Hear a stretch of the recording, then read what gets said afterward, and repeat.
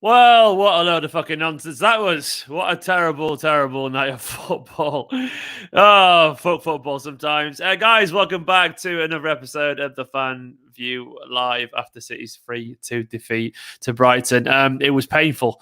It was frustrating. I've already put my match reaction as well. Go watch the match reaction as well after this video, before this video, whatever you want to do it. That's up as well. I wasn't busy romancing Nicola unapologetically blame. I was getting approved. Someone says, Stephen, is he busy romancing Nicola? No, to be honest, I was just moaning on Twitter, I'll be honest, and time ran away from me. The watch longs weren't private. I had technical errors on my laptop, so I got rid of the watch longs. It wasn't private, it's just I cut it off. So basically, I set it private because it wasn't really worth going back to. I've had lots of laptop problems at the moment with all this kind of stuff, so I'm going to try and get it sorted. But basically, what's happened is my laptop is freezing to a halt. I can't click anything. I can't touch anything for whatever reason. I don't know what's caused it. So I've not. That's why I've had problems recently. But I'll sort it out. Anyway, City have lost tonight. City have lost. We're going to go to Sean. Sean, who's watching. Don't forget as well, if you want to have your say, Patreons and YouTube members, if you're a Patreon, you can find a post over on patreon.com/Esteemed Kompany. And if you're a YouTube member, over in the community tab on my YouTube page, you'll see a link to join in the chat. So don't forget, it's first come, first serve and all that kind of stuff. That's the way, the best and fairest way to go at it. I'm going to go to Sean. Good afternoon, good evening, good morning, whatever time it is over there, mate. How are you doing? You all right? I can't hear you. Typical. That's that kind of night we're having. Let me just see if I've got the audio. Oh, the right hey, thing. hey. I presumed it was my fault because it always is these days. Nah, this one was me. Yeah, how you doing, man? You all right? Yeah, all things considered, I guess. I mean, if that game really mattered in the grand scheme of things, I guess I'd be pissed. More pissed than I am. I mean, honestly, like, as tough as it is, I mean, it's fucking Brighton. I think they said, 40 years since the last time City had lost to them or some shit like that? Yeah. Oh, my God. I mean, what's going on in England with these fucking refs, man? It just, it's mind-boggling. And it's just like, there was like, with the United game, I think there was a controversial call in there. I think the City game, there was about 5. The Chelsea game didn't look too much better either from what people are saying. I didn't watch it, but it seemed like people were pretty pissed about that. I don't know, but it feels around the world there's a general acceptance of incompetence these days. And like in every profession, It feels like genuinely a thing. And I don't know why. I don't know why people are so happy. Not accept, people are happy about it, but I don't know why no one does anything about it. I guess that's the thing to make, because it's not even controversial. It's like fans are united on the uselessness of referees these days. Oh yeah, I can't get my head around it. And and you guys will watch my channel, and you've all seen my videos. I try not to be a dick if I think something, if I can understand the reason. I'm like, right. I can slightly see it, but like the amount of times he says, I'm like, well, it's clearly not me just being a City fan. It's clearly just nonsense. Like, what more can we do, man? Like, I don't know, Sean. Like, I mean, does it? I guess ultimately it doesn't matter, does it, mate? It's frustrating though, isn't it? Well, it's just a matter of like morale, and honestly, I mean, the game, the end result doesn't matter other than the morale part of it. But yeah, for me, I mean, bigger picture, this is like, I can't think of the last time. It's been like at least 2 or 3 games in a row. Like, for instance, Rodri hasn't had the greatest performances in the past couple games that he's played. So for him, I think he might be getting the Cancelo look right now that Zinchenko performed when it mattered the most. Zinchenko's going to play in the final. No doubt about it, especially now after, Cancelo, even though I don't think he deserved to get the red card, he still got it anyways. And Pep is going to look at that and be like, my mind was already kind of made up, but now it's kind of just like, what, you think you're going to play after that? No shot. So I would be on that. I think it sounds harsh, but I think that's what'll happen. That's what Pep will be like. Well, you still put yourself in a position to make a mistake, if that makes sense. Exactly, and that's just the way he's going to go about it. So I think the back four and the goal. I think Ederson's obviously going to be in goal, and then I think it's going to be Zenny, Diaz, Stones, Kyle Walker, unless something crazy happens with Laporte or Stones, vice versa. And then I think he's going to go with Fernandinho. I think he's just going to be like, listen, like there's been. I mean, maybe you think something else, but like I think that's been like 3 games in a row where Rodri just hasn't looked, and he's been great all season too. Like compared to last year, he's looked great this year. But I just think the last couple of games he hasn't been sharp. I think it's as simple as this, really. I mean, like Rodri's a very good player and he's had a good season overall. But when there's a little bit of doubt about your performance and you're up against a Manchester City legend, you can't be anything other than perfect. Exactly. And right now, you'd have to be. Maybe Rodri's mum would claim he's been perfect, but no one else is going to do that because, like, you have to be incredibly biased to say at the moment Rodri's playing definitely well enough to displace Fernandinho. And that's not a criticism of Rodri. I like him as a player. It's just at the moment he has to do more to get past the guy who's been brilliant and reliable for us. And that's the reality he's got. His position basically, he isn't untouchable. So mistakes at the moment do matter for him. And no one's untouchable, but some are more untouchable than others. If Diaz had 2 howling games, no one's going to be like, say, dropping for the Champions League. Everyone will be like, well, he's been incredible. Yeah, exactly. Yeah, because no one's going to say, play Laporte instead. They'll play Diaz has been insanely good all season. And it's the same for me, basically, with a couple other players. But yeah, it's a shame, man. But I guess the one positive was Foden's goal. That was pretty nice, wasn't it? Talk me through that, Sean. That was lovely, wasn't it? I think you compared it to Bale, and I think like last week or the last game that Liverpool played, Salah. I don't know if you saw Salah's goal where he just kind of ran up the sideline, went on goal, and put it in. And I put it in my footy chat, and I said, I wish City had a player that would just fucking do that, where they just have acres of space and they just run up the wing, and they don't even think twice about passing it. They just put it in the back of the net. And then Foden did it today, and I was like, well, yeah, I guess we do have that guy. He just doesn't show it often because Pep. I think the statistic now is that we have the slowest attack in the Premier League right now, and so to just see him do it, it's like, well, we can do it if we really want to.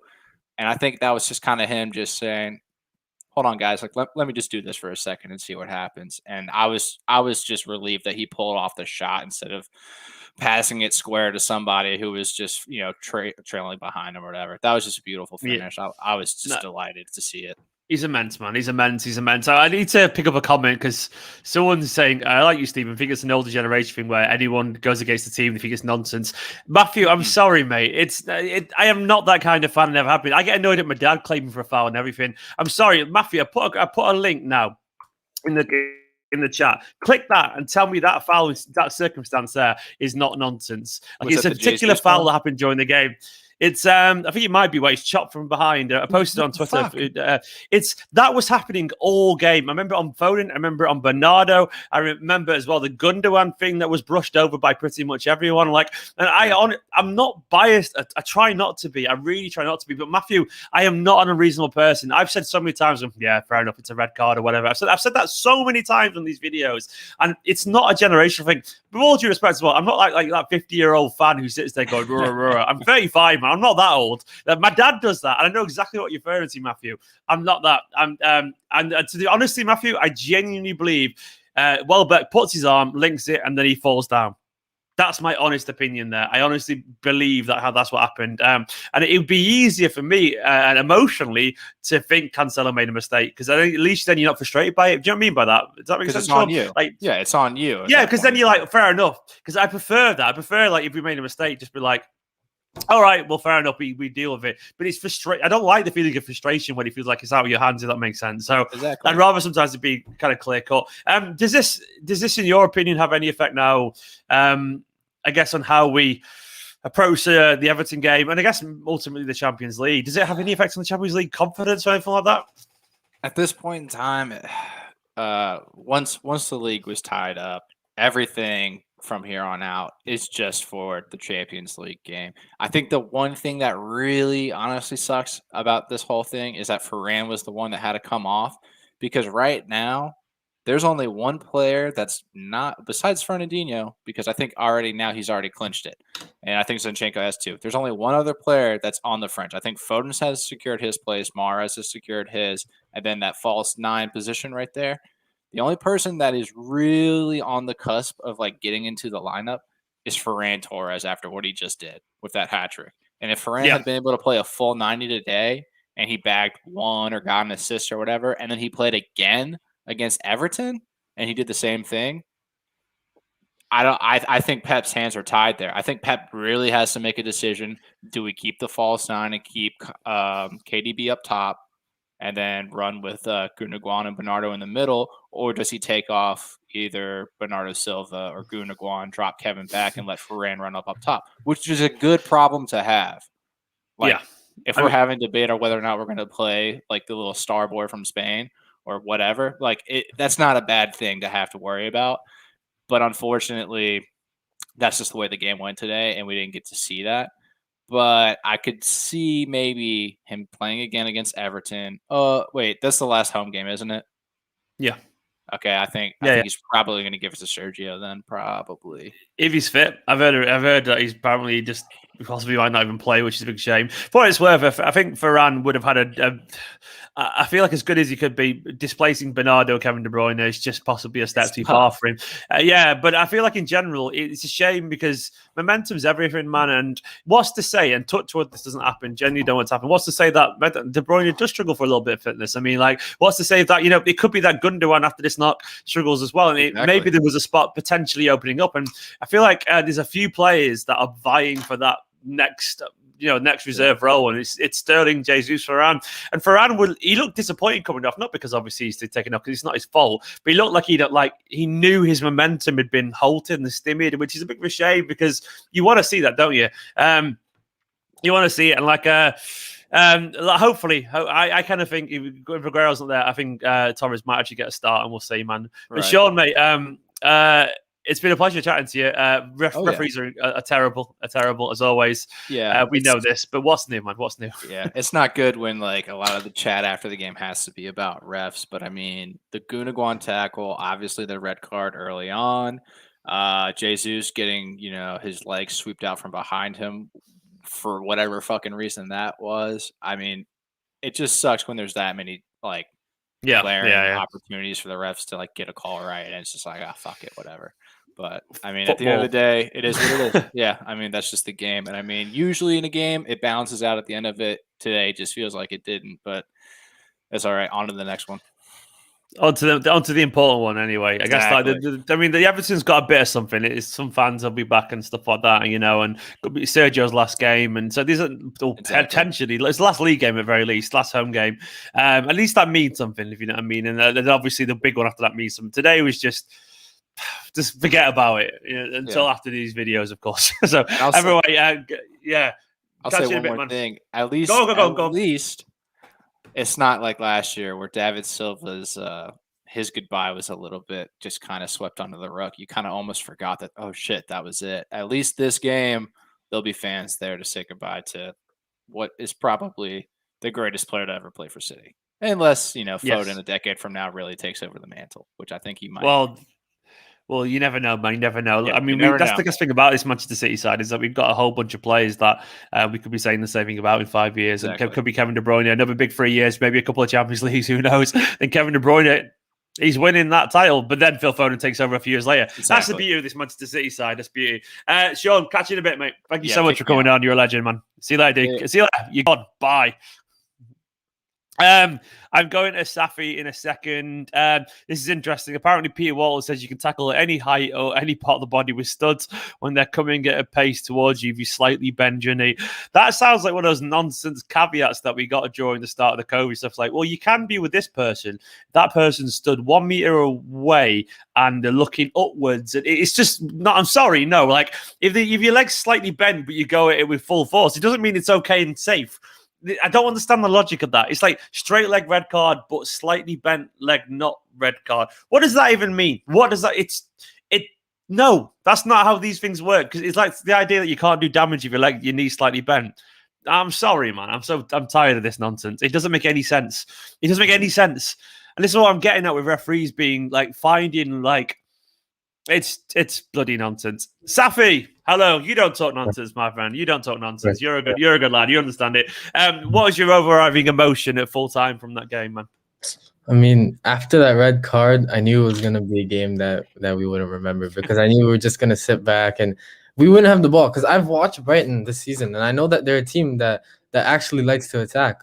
And once we got that red card, I knew that they're gonna control the ball, and that's what they did. So, I mean, that was just the game, really. But the referees, I mean, honestly, that was just, it's so stupid. Like, these referees need to be looked at, to be honest. Like, it's not the first time this whole season they've been so bad. So yeah.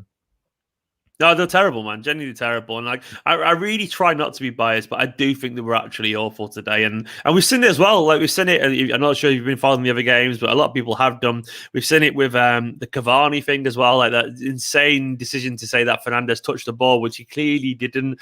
And then as well, the couple of incidents in the Chelsea game. It's like they've lost their minds, haven't they, man? Like it seems to be getting worse, man. Like it genuinely does. Like. Do you think that anything will change on this front? Or is this just what we have to accept now? Is this the reality? Referees are bad and that's it? I mean, eventually it has to change because one week something is a handball and the next week the same thing isn't a handball. So, and managers have said it all the time, they don't know the rules anymore. Players have said it too, they don't know the rules anymore. So what are how can these referees still be here when even the players don't understand, like, what is a foul, what's not foul, what is red card, what is not a red card? Like Cancelo, the way that challenge happened, I swear, when I've played football and I've done that, the referees everyone gets back up and nothing happens. And in a Premier League game, that all of a sudden that's a red card. I mean, they've just tangled arms, and I mean that was the slightest touch from Cancelo, and then all of a sudden you've seen someone with their studs up right into the thigh of Gundogan, and that's not a red card. I mean, the referees are a joke, man. The referees are a joke. It's mad. I mean, because I tweeted out like what are fans meant to think? Because I'm not really one for those for conspiracy stuff. I understand why someone wants to, but I try not to go there myself. But I don't understand for fans thinking, going, "Well, it's dodgy." I don't blame them for thinking that way, and like because I understand, like having to accept that it's that bad is potentially even worse. Because like if they're that bad, then like. What on earth are we? What on earth have they been paid for? But either way, fuck the referees, man. Anyone particular stood out for you today? I mean, it was a weird game for that. I mean, maybe Foden, I don't know. But was there any positives from this game for you personally? Because it was hard to take from today, but there's always something, isn't there? I mean, obviously Foden. I mean, that run was magical. That was that just made me get on the edge of my seat. You know, that was just crazy. But I mean, really, other than that, I mean, I guess Diaz and Stones had a good game today, even though they conceded 3. I think they didn't make any mistakes. Diaz made a ton of blocks, but one big negative is I've never rated Eric Garcia, and I've never liked him. But the thing is, I've never said anything about it. But today, I need to talk about Garcia because he is not good at defending.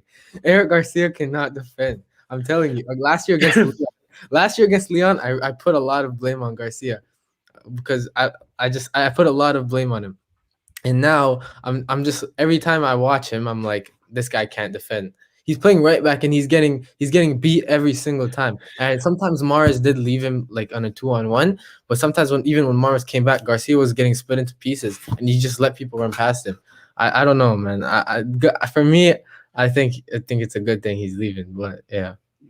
Yeah, I feel like he's gone backwards a little bit even more, to be honest. I mean, I watched him a lot for the academy sides and he was impressive for the academy sides. But the thing that stood out for me when he's got to the first team level, he just doesn't have the physicality. Like players push beside him, they run past him. He's sadly a bit slow. He's very slow. He's not particularly strong. Doesn't have a big leap. And doesn't really have any physicality. So when you have all that together, unfortunately, you can be a nice pass and all that kind of stuff. But you're not going to get anywhere. What I will say is a lot of people, this is not for you, Safi, don't worry. But what I will say is, like, you know, I'm sure he's fundamentally an all right guy. A lot of people have been quite abusive on Twitter. So I would say in general, like, we can say he's shite, but like, what I would say is some people, and you can tell me to fuck off if people want to, but I'd say like we need to at least be fair about his performance, but not slag him off as a person. Because I'm sure he's done. I'm just seeing criticism. I think some of it's a little bit like he's going. We all know he's bad. Just let him go. Not call him God knows how many names and all that kind of stuff. But either way, he's pretty poor, and he seems to his head's gone as well. Clearly, he's not invested in Manchester City anymore, and I think that's pretty obvious. Like he's just not going to be. I don't know if he's even going to start at Barcelona. I think he might genuinely struggle there as well because he seems to have not really developed at all whatsoever. What did you make of Rodri today? Because we talked a little bit about Rodri. I mean, it was that mistake a big deal? Is it understandable given the 10 men? You know, which side of the fence are you sat on there? Yeah, I think it's understandable because when you're down to 10 men, it's almost like you look one way and the option's not there, and you look the other way, the option's not there either. So you take so much time on the ball, and all of a sudden there's a mistake.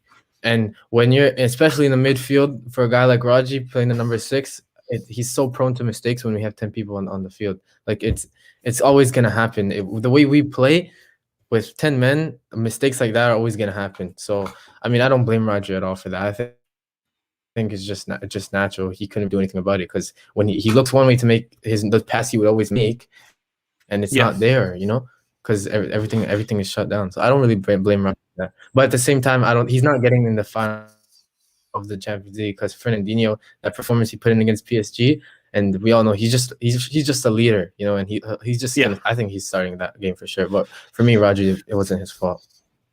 Yeah, no, I don't think he played particularly well, but I do think usually if you're in midfield and you're slightly outnumbered, you have the excuse, of being, surrounded by people. So I think he'll slightly get away with it, but I don't really think it changes his circumstance anyway, because he said I agree he wasn't getting the team anyway. So I think that's where we are, man. How do you want to see the team look for the Everton game? Like, do you want to see any particular changes or anything like that? Do you mean, is there anyone you want to see play? How do you manage the fitness as well? Because we nearly saw a player injured today. Fingers crossed Gundogan's all right. But it's a balancing act, isn't it? With the game before the final. What do you want to see personally?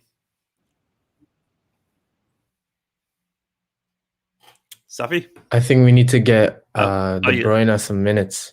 I think we really need to get De Bruyne some minutes. I think hopefully maybe Gundogan gets some minutes at the end of the game, because I feel maybe he might have got a little knock from that game today. I don't know, maybe it's just an impact injury, but I think he got a little knock. But I think we should utterly play a strong team so we can stay sharp, because a 6-day break, I mean, if we don't play our strongest team in that game, then all of a sudden there's this huge break and we go into a Champions League final with like more than a week off of not playing.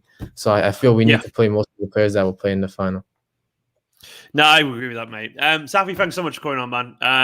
Frustrating football, but you're a legend either way, man. Thank you so much for coming on. I'll catch you soon, no doubt. See you in a bit, dude. In a bit. I'm going over to Farsad next to chat more about this game of football that was Manchester City's 3-2 defeat to Brighton. Don't forget as well, youtube.com/Esteemed Company /join or patreon.com/Esteemed Company as well. If you want to go that way. If not, just keep watching the videos, keep liking and all that kind of stuff. Farsad, mate, how you doing, man? You all right? What a shit show of a night, man. What an actual shit show. It's almost 5:30 a.m. The game ended. I was trying to go to bed, and I was just so fucking pissed off. I thought I'd just hop on here and have a bit of a rant. Go for it, man. I was just like, that red card happened, and I knew exactly what was coming. And that kind of just put me off for the rest of the game, because you see something like that happen. I don't know. You just get this feeling like, this is gonna be one of those games, and it just got progressively worse. For the 90 minutes or however long it was. No, it was. I mean, some things set the tone, don't they? And I think I tweeted out there's nothing left to look forward to in this game now.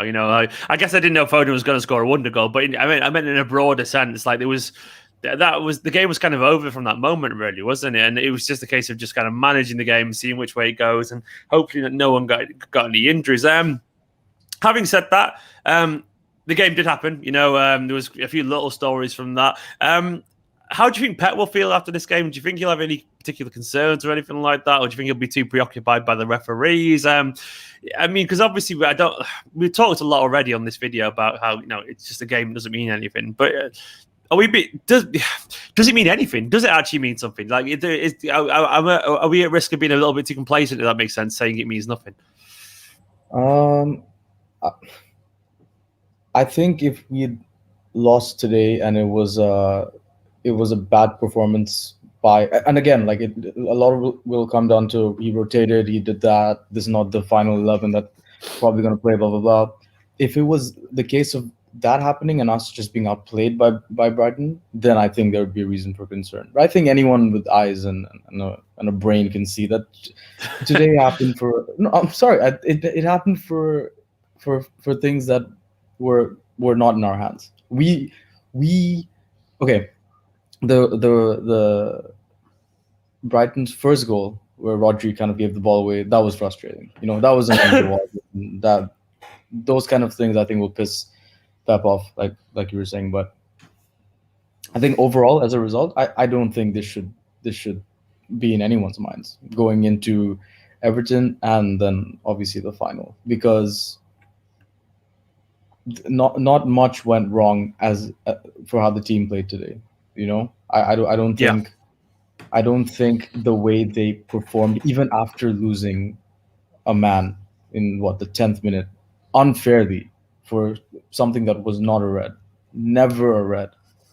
They still, you know, I think it was still a performance that that on another day with another ref maybe could have even taken something from the game. This Stuart Atwell is just what a fucking asshole. I Shoot, Oh my asshole. god. No, that'll do. That's You, that's his you, his rename. you don't. So I watched the game with my parents, and my parents, like, when I watch the game, usually, like, I, I'm quite vocal, but even today, they kind of had to be like, just relax a bit, like, we've got neighbors, just chill out. I'm sorry, I just had to get it out.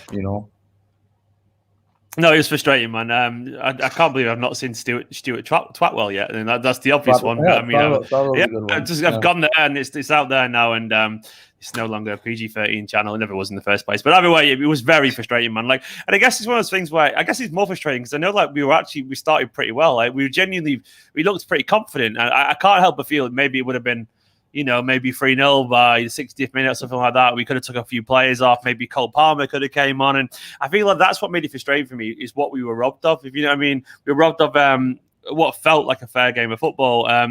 And instead, we were just hoping no one got injured. We were getting more and more frustrated. And we were it's hard to watch, isn't it, when a game becomes like that? It becomes just frustrating. And it should have been so much more interesting. I guess it just kind of it all started. Sorry.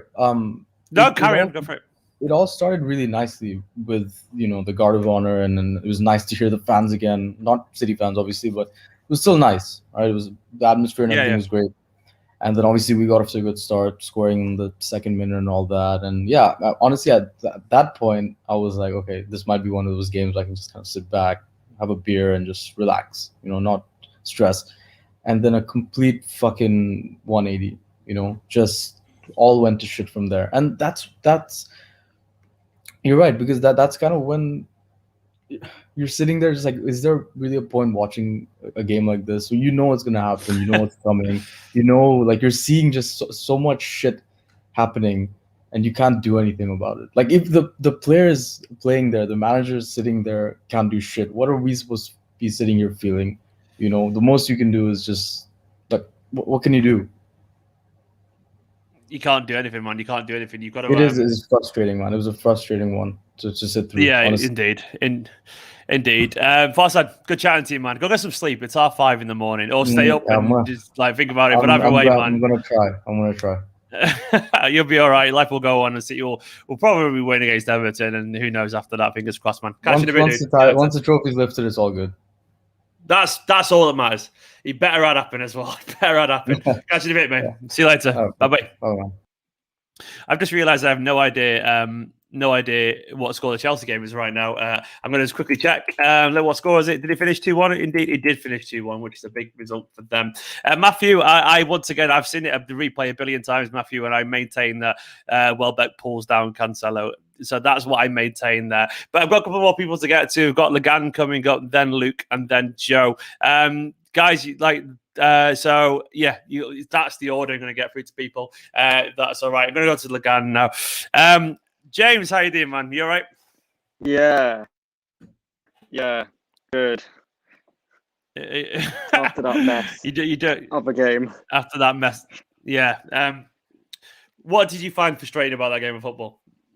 The fact that I feel like the referee was swayed a lot by the fans. Yeah. No, I agree with that, man. And that's not how football should be.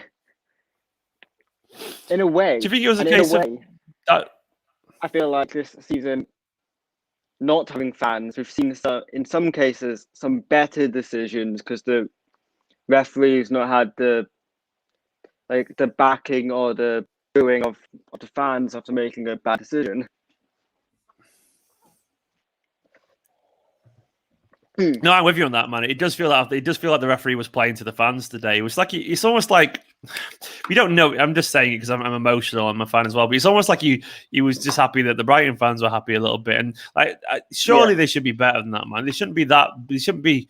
They shouldn't be that incompetent to the point where they're like literally ignoring the most obvious fouls right in front of them, and then because like it wasn't even just the red card; it was the other little things. Like I posted one on Twitter in particular where it's just the most obvious foul you will ever see in your life, and like the referee just brushes it off and gives a foul straight away to Brighton.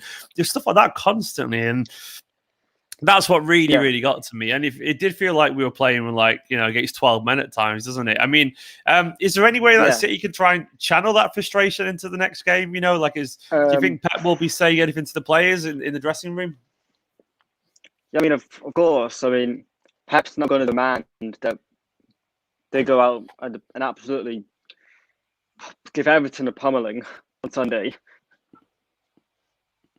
No, I think you're right. I think they'll be saying do you think you'll be telling the players that obviously it's the last game for the Champions League, you've got to go on, essentially, show me that you're going to start, basically? Is it going to be as simple as that? Before Sunday's game, Pep will tell the players, listen, there's 11 places up for grabs next week in Porto. Go and claim one of them for yourself. Who do you think will be starting now the weekend as well? Do you think it'll be a strong team, or do you think it'll be basically like a mixture of the players who weren't playing today or something like that? I think it'll be very similar to what we saw today. Of course, Cancelo's not going to play. So, I mean, most likely Walker if he's fit again. Who knows? Who knows, man? Yeah. I think we'll see. I mean, we'll see Torres hopefully for 90 minutes. Were you disappointed that Torres came off today? Because were you expecting to try and basically show what he's like? Because he got a chance to actually start as a striker, didn't he? Yeah. I mean, to be fair, I don't know who else would have gone off at that point in the game. Yeah, it was probably the only thing he could have done. Because I mean, I guess it was more not really the decision; it was more just disappointing, wasn't it? Because he felt like the game was kind of slightly ruined at that point, doesn't it? You want to see him. Did he have a chance for you, by the way, for getting the Champions League team? Did he actually have a chance, or was it just more a chance to get on off the bench or something like that? Did you anything he had a shout? Yeah, I mean, of course, all of them have a shout of playing the Champions League. Yeah, of course. But especially Torres, with our lack of goal-scoring strikers and attackers. Yeah, likewise. I think he definitely had. It could at least give Guardiola something to think about. What did you make of Foden's goal? That was pretty special, wasn't it? Foden's goal was special. Yeah, his special goal, as was Trossard just a minute later. Yeah. How far can Foden go, man? Because I feel like he's starting to get. I feel like he's getting better and better. I genuinely feel he's starting to show more and more things to his game. As hard as he works, he can go in the game. What was that? Sorry, I didn't quite catch that. As hard as he works, is as far as he can go in the game. Yeah, no, I agree with you, man. Like Foden really does have all the ability and all the talent in the world, man. I guess. I'll ask as well. Are you concerned by that performance? Was there any concerns for you personally? The quality. My only concern from today's game is the quality of referees. So you have no problems with Man City's performance personally? Is it just one of those days? Yeah, I mean, there's a couple of course, like some Garcia and Rodri didn't have great games, but yeah, I don't think Garcia's played his final game for the club. No, I would agree. Well, he definitely has. I mean, I would be very surprised to see him start against Everton at least. Maybe come on sub if he has to. Go on. I mean, then today we had Nathan Ake and Aymeric Laporte on the bench, and Pep brings on Garcia. I wonder why. I genuinely wonder why. I don't know what the cause of that was, but I guess he was just he didn't. Maybe he'd rather those getting. Maybe rather Garcia get injured, risk injury than the other two because he feels like more important. Something like that potentially. I mean, at that point where Cancelo got sent off, I'd have switched it up to a back three, probably bringing a port on Yeah, and saying, I wonder if he just doesn't want to get him injured. It might just be as simple as that. I don't know, man. It's yeah, it was I'll frustrating bring an either way. Ake then. Just bring an Ake. I would have done that too. I wonder if he's just been nice to Garcia because he's got a soft spot for him as a person or something like that. I don't know, man. I don't know. I mean, you're just telling I mean, I don't know why Barcelona want him, but he's all yours. That's a perfect way to end that little bit, man. Yeah. Catch you in a bit, man. Thanks And so much. Also, Yes, you fucking legend. Yes, EK mug, man. Got finally turned up. Thank you so much, mate. Catch you in a bit, man. See you later, dude. Bye. Bye. Ashley, by the way, the super chat, big love, says Roger can't play the single six in the big games. It's a big shout, man. I don't know if I fully agree. Maybe you're right. But either way, I think it's fair to say you can't play it as well right now in the big game as Fernandinho. It's got a little bit of learning to do, which is fine. That's just life as it is at the moment. You have to learn and improve and all that kind of stuff. But it's fair to say right now, that's probably fair. Fair to say that's fair. Luke, how you doing, man? You all right? I'm good. How are you, mate? Frustrated, but calming down. I guess it's weird because I was more frustrated by the referee and the commentators than Man City, but that's football these days, isn't it? It's all about the drama and all that kind of stuff. What about yourself? What did you make of the game? I mean, it's disappointing that the referee sort of ruined the game, but he's one of them. He's a dead brother for me. As hopefully Gundogan's it's not a substantial injury and he's fit to play the Champions League final. That's the main thing, that everyone's fit, and they don't really get a bit complacent. Because you have seen it in the league, and they've looked like a different team in the Champions League, but they have looked a bit complacent over recent weeks, and you don't want that habit to slip in. And I also think the team, maybe the Champions League team's sort of selecting itself. Like Rodri with this tonight's performance, it's Fernandinho's got to play now. Rodri cannot give the ball away, and I think he takes too long to warm into games sometimes. Anyway, like he maybe gives the ball away, holds it onto it, and it's just that's Fernandinho's spot, which is for me. It's not. I know he played bad today, but that's a good thing for me because I'd prefer him. I'd prefer Fernandinho just to get that spot 100% guaranteed. But it's just one of them. I actually kind of get that logic. I mean, we never want anyone to play bad, but I mean, I guess if it makes the picture clearer, then at least Guardiola can start planning for that picture. If that makes sense. Like he's going to spend the next 2 weeks thinking about how Werner's going to work, instead of spending a week going, is it going to be Rodri or Werner? Maybe clarity is the word, and that could be useful, couldn't it? Yeah, definitely. Because there will be a lot of clarity in the team, and I think you're actually right, by the way, about Rodri sometimes being a bit of a slow starter in games. Because I do think he's a very good footballer, but he can have a bad 15, 20 minutes, can't he? Yeah, he gets caught on the ball sometimes, like early on in games. Like your Gundos, your Fernandinhos. Then for 90 minutes straight away, when they get on the ball, don't take too long, don't hold on to it. Rodri just sometimes gets caught out for that, and you can't be getting caught out. Like in a game as big as what the Champions League final is going to be playing. Fernandinho's going to be from minute one. He'll be in the game. Exactly, man. He's going to be absolutely crucial. We have to get onto the contentious talking points. People disagree. I mean, I can tell most Blues are relatively in agreement, but I'm not saying anyone who disagrees is wrong. I think they're wrong, but they're entitled to opinion. And where did you stand on the Cancelo sending off?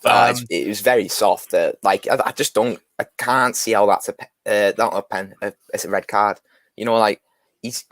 It's very 50-50. They've both sort of been at each other a little bit.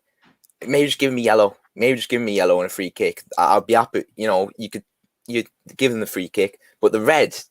I don't know how the VAR's seen that as a red. I don't know how the referee's seen that as a red. They're both at each other. They're both locked together. It's just as much. And Welbeck wasn't getting that ball for me either. Edison, the ball. I don't know. I just think it was a shocking decision, personally. No, I agree with you, man. Personally, I mean, I think I understand the logic that if he takes him down, they're saying it's a foul and it's a goal scoring opportunity. It has to be already. That makes sense. But like either way, I don't think it was. I'm trying not to be biased, but I genuinely don't. I think you're right that they were both at each other, and I feel like Welbeck was just as much to blame. And it's one of those things where they come together and like, get up, you both. You know, it's just football. Just carry on. Personally, Yeah. But the referee was bad all night. You know, it felt. How do you stop this now? If you're Pep Guardiola, how do you stop this? Like, kind of getting the players in a bit of a funk, because he was a bit frustrating. You know, like, and you have to stop complacency settling in, and the players did look frustrated at full time. And I know they'll be all right tomorrow, maybe, but you're right that these things can start to slip into the mood a little bit. I mean, is it a big worry or is it a tiny little thing? Is it just a conversation in the dressing room? I think it's just about Pep and the leaders like your Diaz's, Fernandinho's, De Bruyne is just trying to get like speak to them, you know, get over some of the younger players, like, you know, that may be a bit thingied by it. Just try and get over it as quick as possible. You can't. It's a deadwood game. They need to just forget about it. We've won the league. Let's just forget about it. Hopefully everyone's fit. They had no injuries. Like Gundo's not a serious injury, because that would probably wind them up a bit more. But just try and get over it, forget about it, and just into the game on Sunday. What you expect to see on Sunday? Because obviously, that I don't really know how to approach that game, because there's so many different arguments either way. You know, there's many different ways to approach that, and both of them have got, you know, many of the ways have got justifiable reasons too.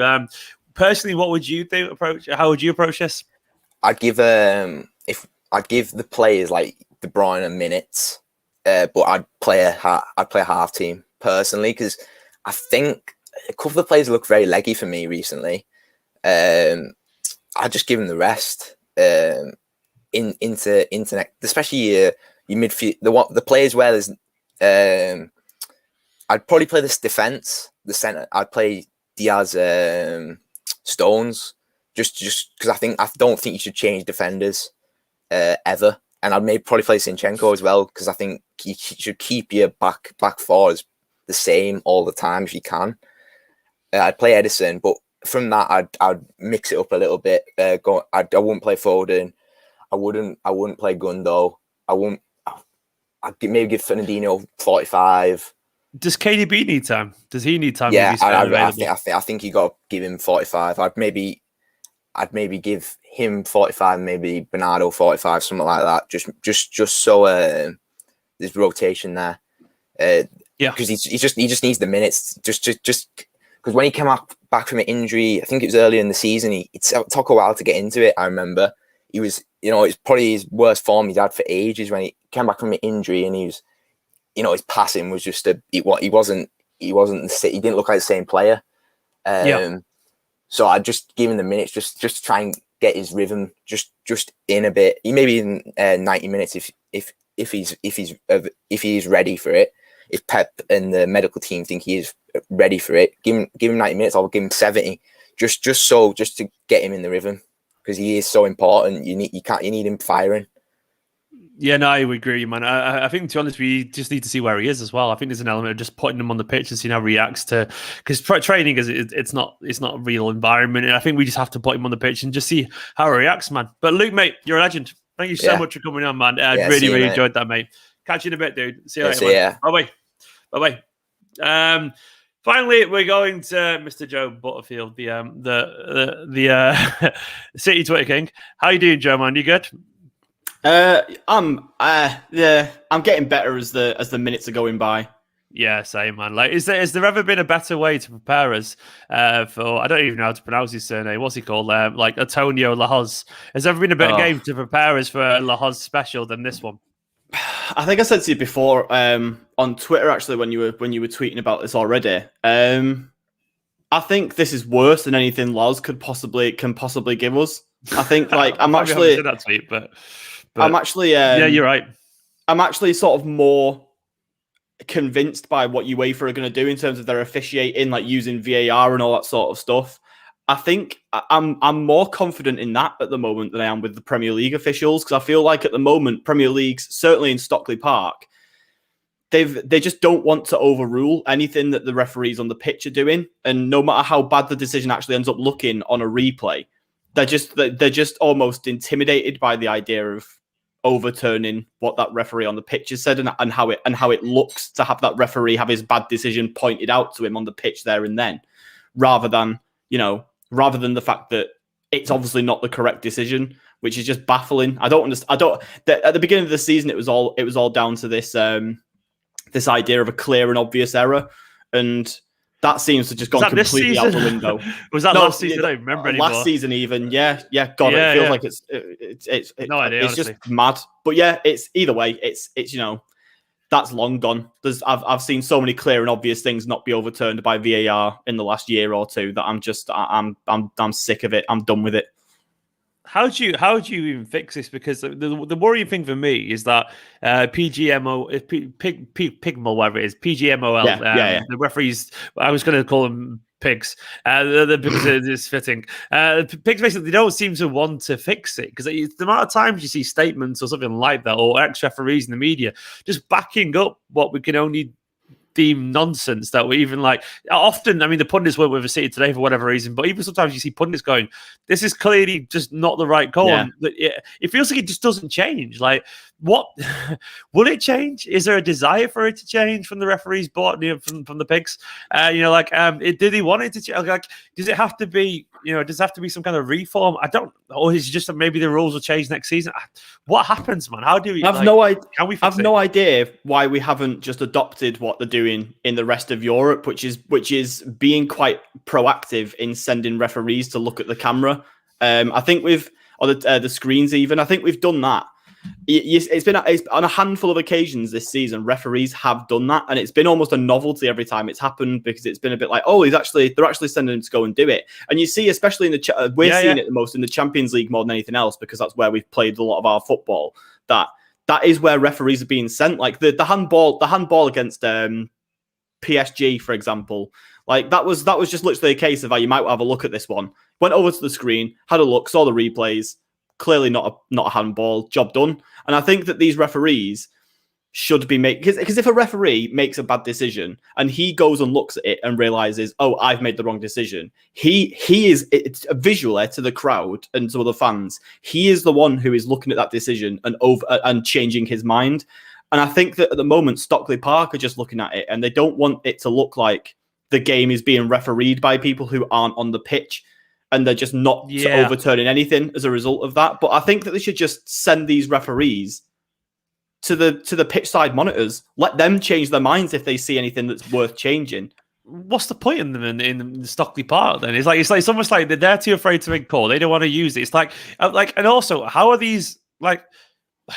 I agree with that. They should go over, but why are they there if they're that incompetent? Like, if they can't if they can't make these calls, I'm genuinely feel like I could sit there and do a better job, which is crazy. I feel like I could genuinely do a better job, and you could. And it's almost like I tweeted before. It feels like for fans watch a different game to referees often. Like, or we either they know something that we don't, or they have a different interpretation of rules that we don't. Because it's the only way I can try to explain the discrepancy in our view of the game compared to theirs. Because it's mind-boggling at times, like how certain things can happen. And we're like, I feel like this should be explained to us, because it's just confusing, and literally this is all built around the fans, man. Like we are the customers here. Like they need to be justified on the night. Like a referee needs to come out afterwards and say, right, this is a decision. This is why we did this. This is why this happened. And I'm not just talking about, this game's ultimately meaningless. I'm not asked if they got this. They were shit today, but ultimately this isn't going to have any bearing on our season. But what if next season it does? Like, what if another performance happens like this, where it does affect our season, or it affects someone else's, relegation campaign or something like that?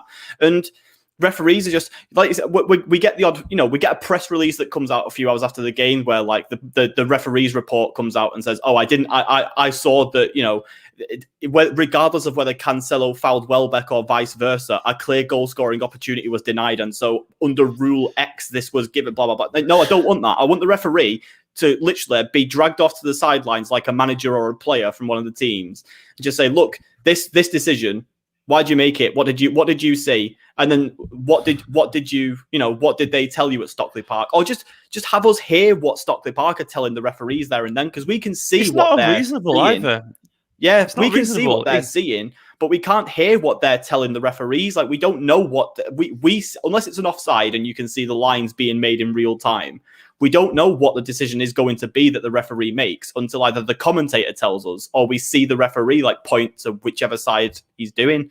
And you're right in terms of like the media side of things as well. Like, for some reason, even Julian Lescott today was under the impression that was a sending off. I don't know how he's come to that conclusion. I thought he'd have his Blue City tinted goggles on and be all right with and be backing us a bit.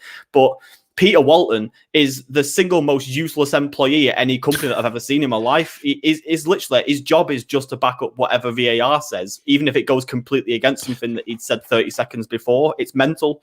The thing is, to me, there's 2 points I want to say. For one, it's not unreasonable simply because these decisions quite literally cost people, clubs and whatever, tens of millions of pounds. It's an awful lot of money. And I'm sorry, like I'm almost certain if some random employee in a company was making decisions every now and then that costing business that much money to go, fucking explain yourself, and I feel like the teams have a right to know why a referee did this, and they have a right to make mistakes, referees, as well. And no one is saying they don't have a right to make mistakes. But what I get frustrated in, and I honestly can't recall a single moment where the pig model, whatever they're called, have come out after a game with their report and gone, yes, we were wrong. It never happens. They are always right. And it's a bit Miguel Delaney, even being honest. It's a little bit like that. It's like, that they always seem to think they are right regardless. It's like the whole world, football fans and pundits and players can be like, that was nonsense. And referees are like, well, actually, I think you're fine because the rule 12.1 section A of the fucking new handbook that we issued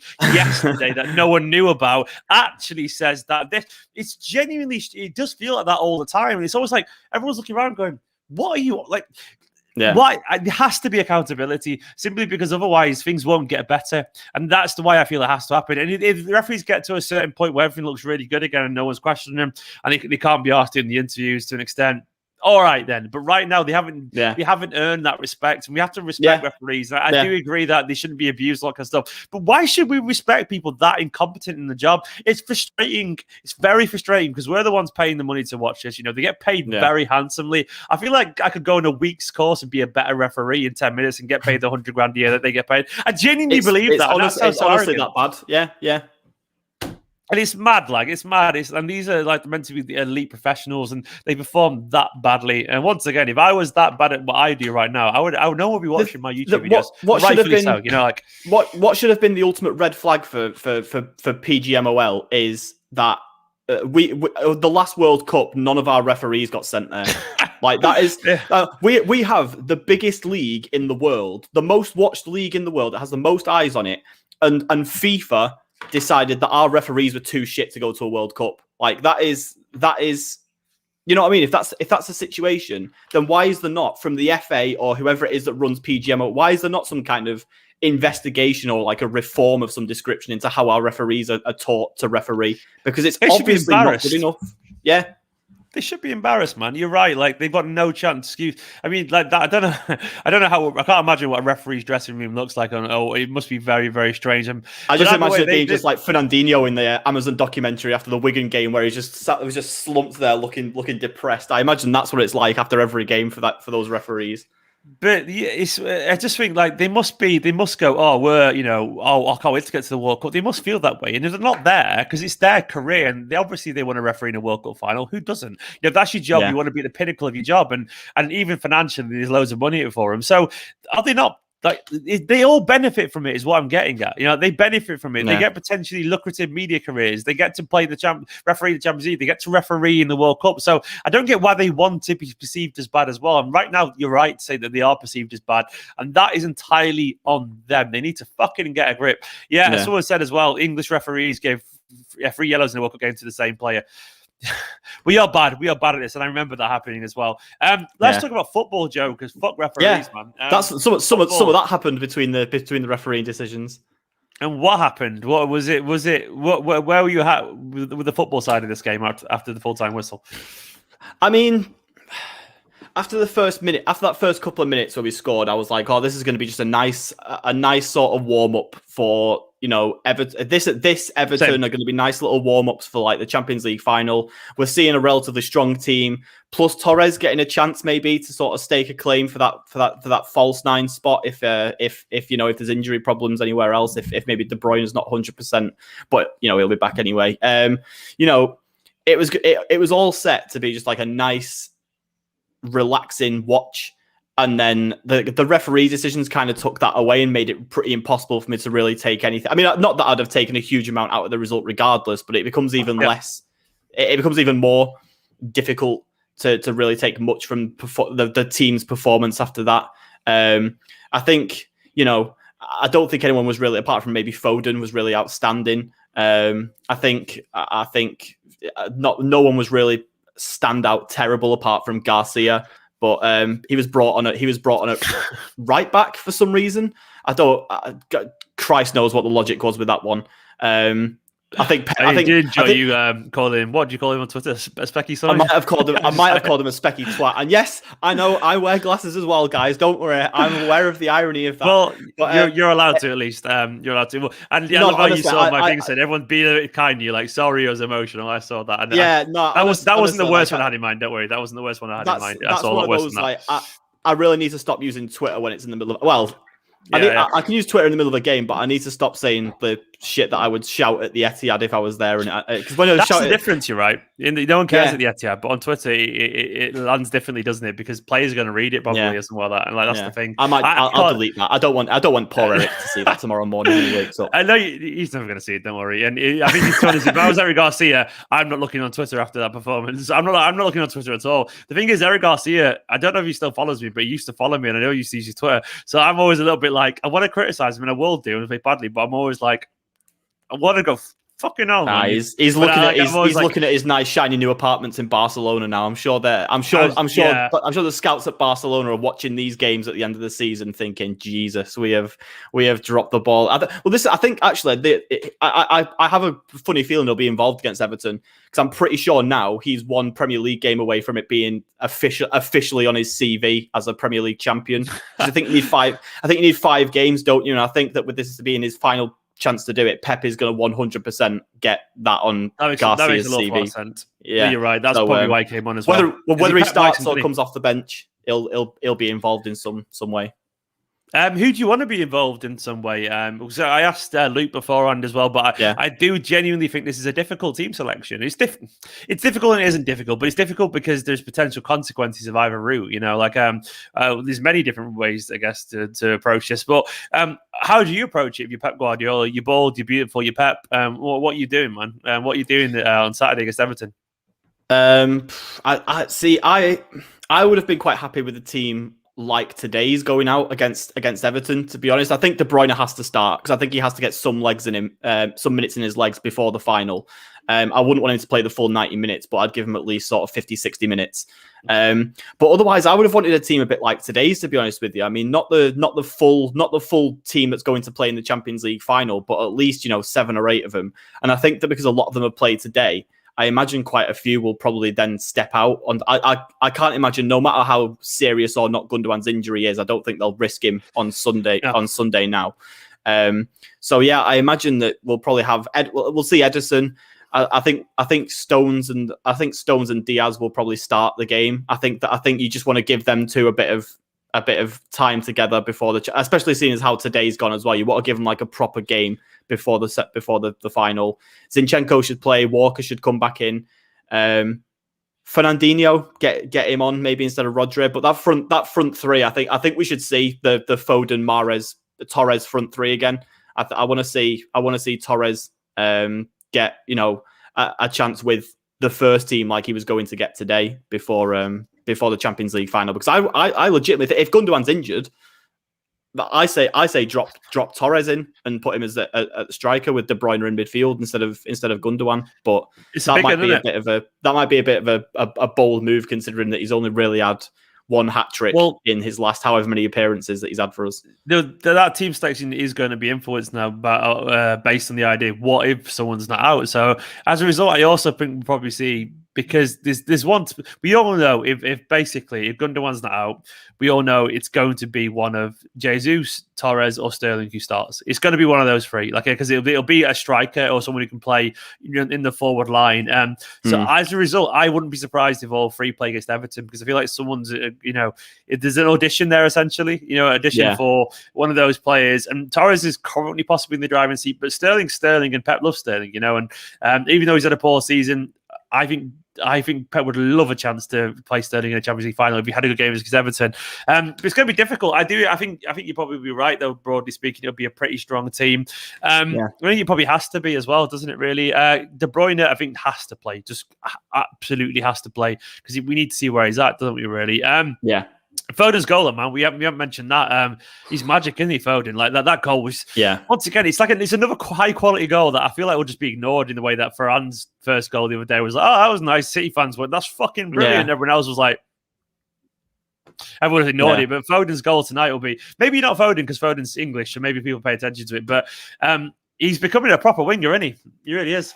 Yeah, I think he's got 25 goal involvements now all season, which is one less than De Bruyne, and no one else is higher than. I put this on Twitter after the goal as well. It's because I'm seeing a lot of hype for Foden, even from outside of City circles. Like, a lot of people are talking him up as to be the next big thing, and yet I still feel like he's not fully rated as much as he should be. I think he's still somehow underrated, from everyone else, despite everything that's going on. Because he's just a game changer, and he's 20 years old, and he's 20. Is he 21 now? He's just about to be, if not already. Yeah, May's birthday is, and that's why I know that he's on another level, and it's just I can't believe that we're at the point where, because it feels like only this time last year that we were saying, oh, let's give him some more game time next season and sort of see. We knew he was good, but let's sort of see how he does in a full season. Now we're at the point where, literally, apart from, De Bruyne and Diaz, he's probably the first name I want on the team sheet, because he's that good. And he basically is good for a goal or an assist in pretty much every game that he plays, as you can see by the sort of the numbers that he's putting up.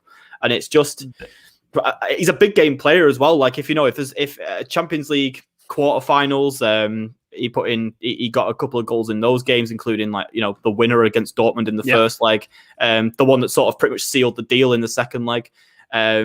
Played well against Paris despite not necessarily getting any goals. Got the assist for Mahrez's goal.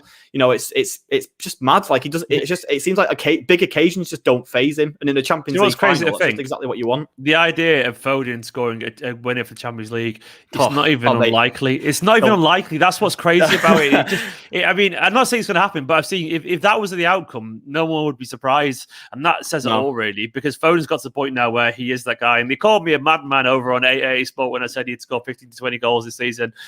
He's got there. He's going to be a 20 goal a season player every year. If not, I maintain that. And he's barely played this season. And look at the quality. And I do feel like every single week we see another string to his bow that he's always had from the youth team level. But he obviously had to find it, because physically you have to catch up and stuff like that. And now he's going to start scoring wonder goals as well. I think you said this. Go on.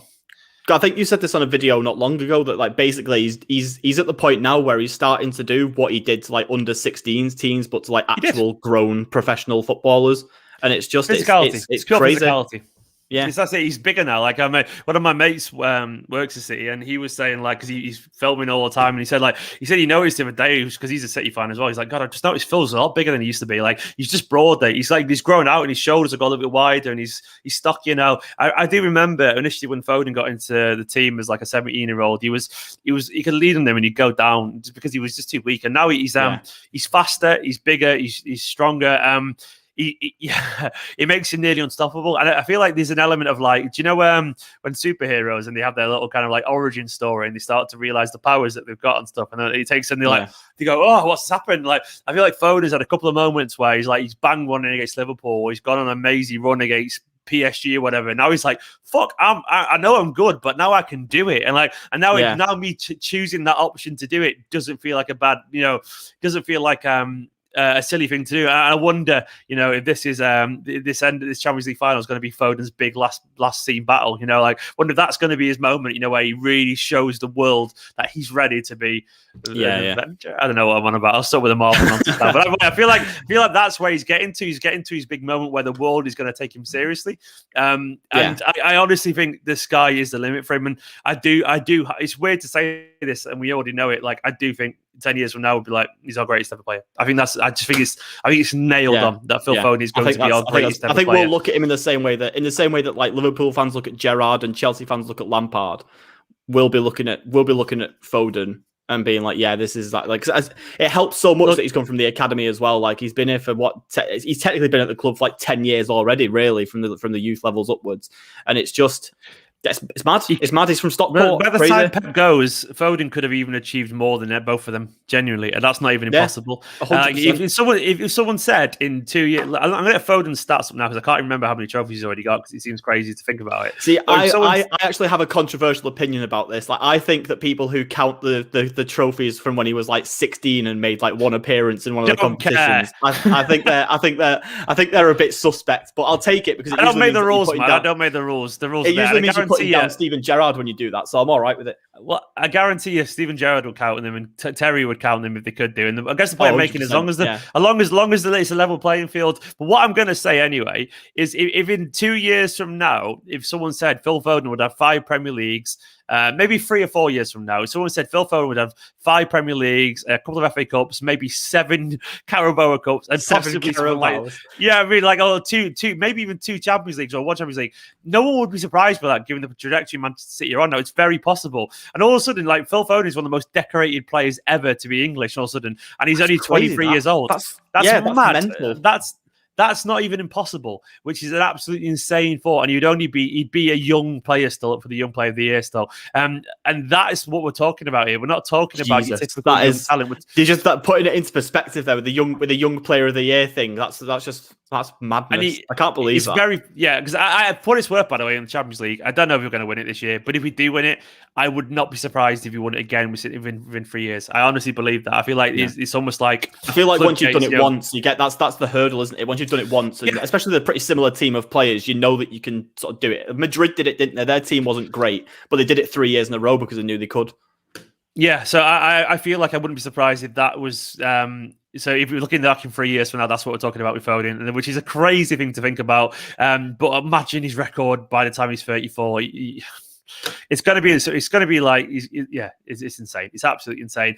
Joe, mate, I'm going to go get ready for bed because I'm knackered. But thank you so much for coming on, man. It's been an absolute pleasure. Guys, obviously City were, always, man, always. City weren't perfect tonight, but I guess ultimately it won't really matter. And I always say these days when things seem a little bit bad, life was really, really good. Forget about tonight. It was frustrating. It was annoying, but that's referees and that's football. But still, City are absolutely brilliant. Foden's incredible. We're in the Champions League final. That is all that matters. We are the champions. For now, though, like, comment, subscribe. Go and give Joe a follow on Twitter, of course, and everyone else who's been on the show tonight. I'll catch you all very, very soon. In a bit, guys. Good night.